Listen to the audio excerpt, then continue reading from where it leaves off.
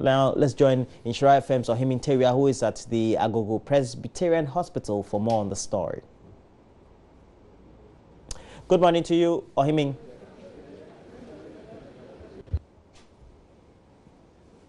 Good morning, Ohimin. Good morning, Roland. So far, what have you been finding out? Thank you, Roland. We've been in Agogo since the morning, monitoring developments here after reports of attack on the police military team emerged yesterday. According to the police, the joint police military team, who are members of the Operation Cowleg, were attacked at about 12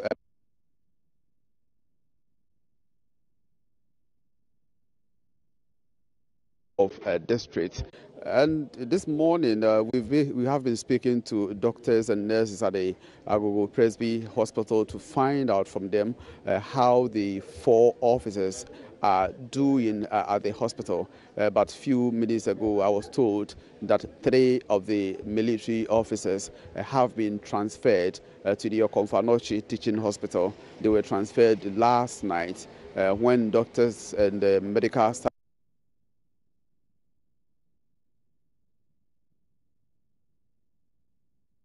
further treatment.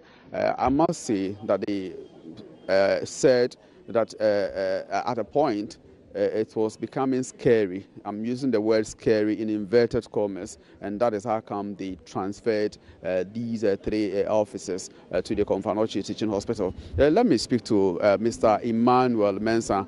He's a trauma and critical nurse at the Agogo Hospital.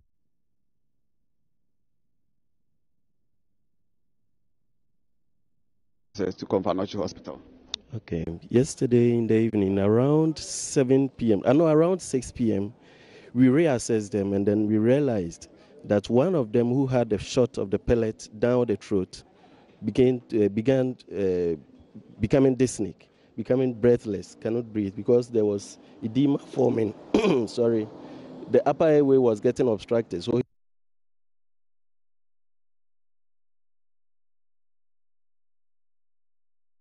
already be sustained because the other 2 have a pellet at the base of the skull, which was equally causing CSF to bleed through the ears.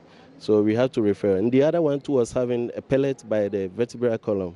So it was initially critical that we need to refer both the 3 of them. But the 4th person was lucky. He only had a shot of a pellet in the left shoulder, which has been dressed. This morning, unfortunately,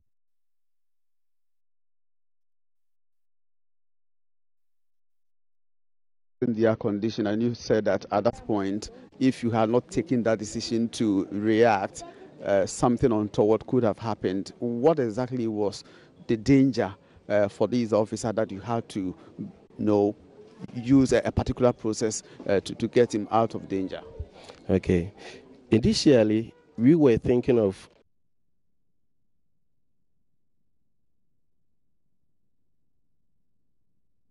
that we could meet a challenge and then we could lose the patient on the way.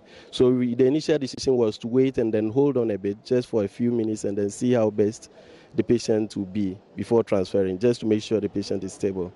But unfortunately, within 30 minutes prior to after taking that decision, the patient began to complain that he was choking, that he couldn't swallow saliva, which was a danger sign. And later,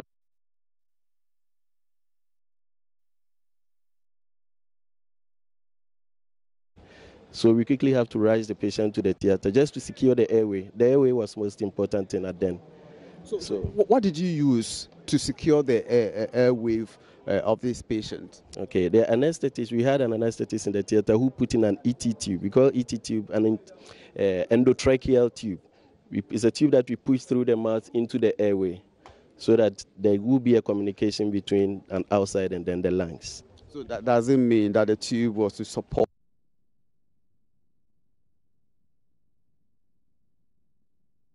Yes.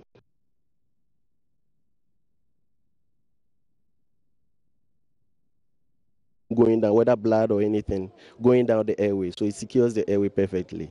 So what happened to the other 2 people, those who had the pellets in their bodies, the one at the back and then the one in the skull? did you try to remove the pellets? What was your initial response to their condition? Okay.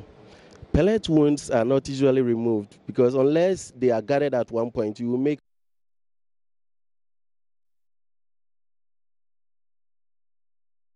on a vital organ. Even that one might need an expertise. So we need to refer them. Whilst we could see that they were in a much stable condition. They were very stable. One thing that is so common with the Agogo and issues relating to people who are falling victims to this nomadic herdsmen farmer clash is the fact that people want to troop into the hospital to catch a glimpse of whatever happens here. So fill me in, what was the situation yesterday? It was quite critical because we couldn't control the crowd. People were just trooping in. Some were patients, some were patient attendants, some were just passerbys, and others could just come from town to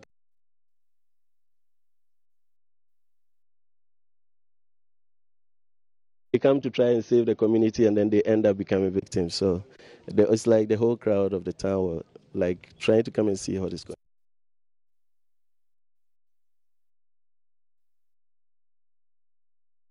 People are okay and they are now in a safe hands. So they should come down, come back during the visiting hours, and then they can get a chance to see them. So that for now they could just leave a space for us.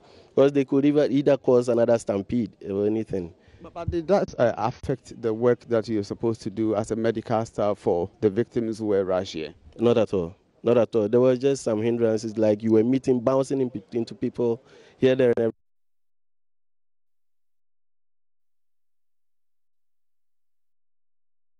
Emmanuel Mensah, he is a trauma and nurse here at the Agogo Presby Hospital, filling us in with what happened yesterday as far as the condition of the 4 officers, 3 military officers and the police officer are concerned here at the Agogo Presby Hospital. I must say, it's a normal day for the people of Agogo, just that you see people in groups.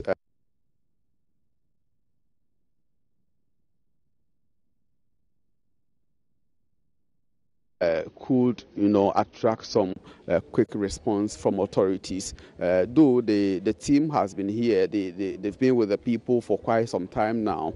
As far as the Operation Cow Leg is concerned, don't forget our detailed JoyNews documentary, Violent Shepherds, that catalog the activities of nomadic herdsmen and farmer clashes in Agogo, in the Ashanti and the Kou areas in the eastern region, and the Kintampo and Brekum in the Bono Ahafo and other parts of the country, mentioned, took into consideration the fact that this has become an albatross and a security threat to the nation. So a lot of people